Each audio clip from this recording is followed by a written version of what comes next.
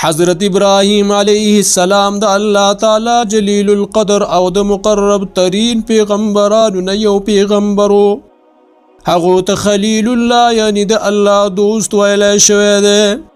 حضرت ابراهیم علیه السلام د عراق، مصر، شام او فلسطین نه واخله تر د عرب د صحراګانو پورې د الله تعالی د توحید دعوت عام کړی.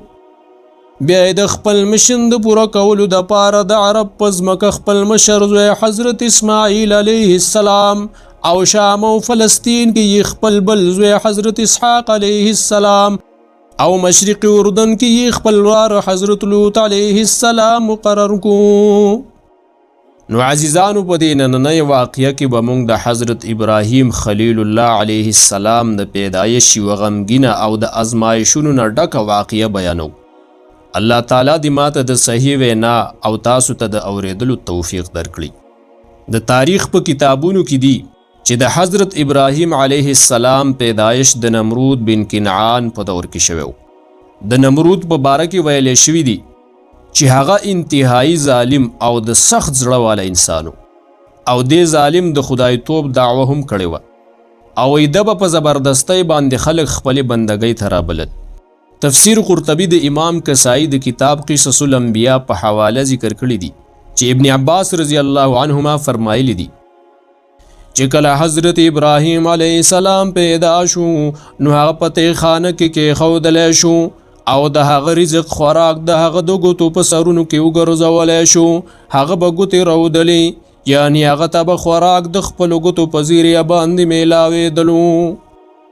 نمرود بدبخته یو خوب لیدلی و چې د هغې تعبیر یې صدارنګیستی و چې کوم ماشوم اوس پیدا کیږي نو د نمرود بدبخته بادشاهي به د هغه ماشوم د لاسه ختمیږي.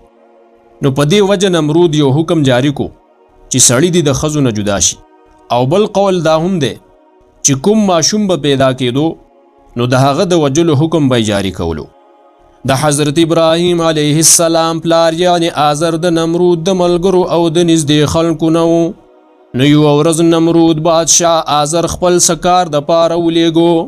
نو په دغه دوران کې آزر د خپلې ښځې سره هم بستري وکړه.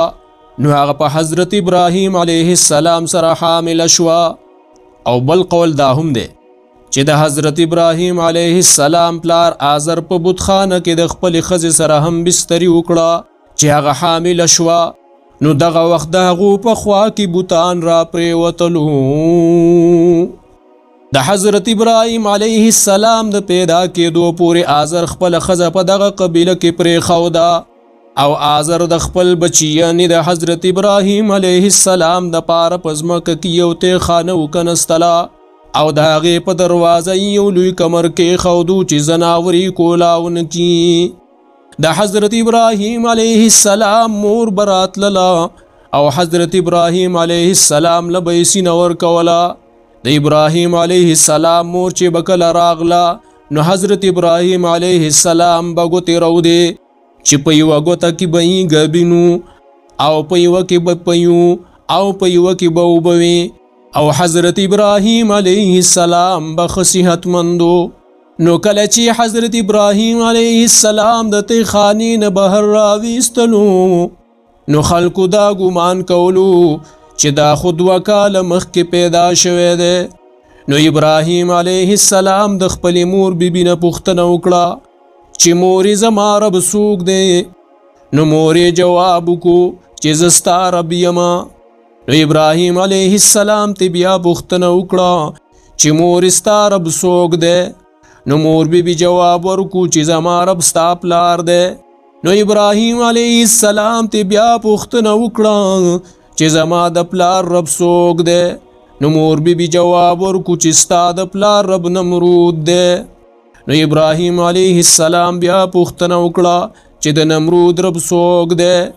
نو په دې تپوس ابراهیم علیه السلام له یو ګزار ورکو او ورته پته ولګېده چې هم دا هغه ماشوم دی چې د کوم د لاسه به د نمرود بادشاهي ختمیږي.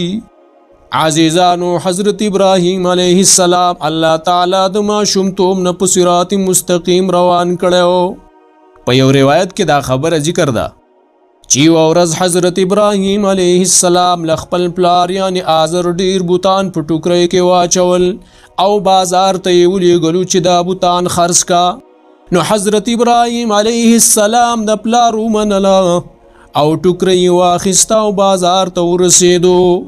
کله چې بازار ته ورسېدو نو اواز یې وکړو چې خلکه راشئ او دا خپل خدایان مانه واخلئ چې نه تاسو ته فایده درکولی شي او نه درله نقصان درکولی شي.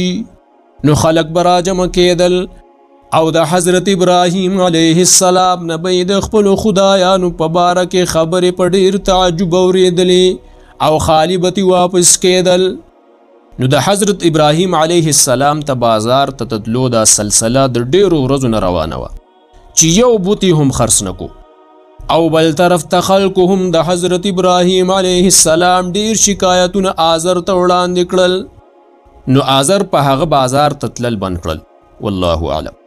عزیزانو د ابراهیم علیه السلام قوم بت پرست قوم او هغه قوم به ستوري خپل خدایان ګڼل او د ستورو په شکل یې بوتان جوړ کړي او هغو به ویل چې کله موږ د دې بوتانو عبادت کوو نو په دې عبادت د دې ستورو روحونه خوشحالیږي نو بیا زمونږ حاجتونه پوره کوي. نو دې بدبختو به د ورځې د دې بوتانو او د شپې به یې د ستورو عبادت کولو.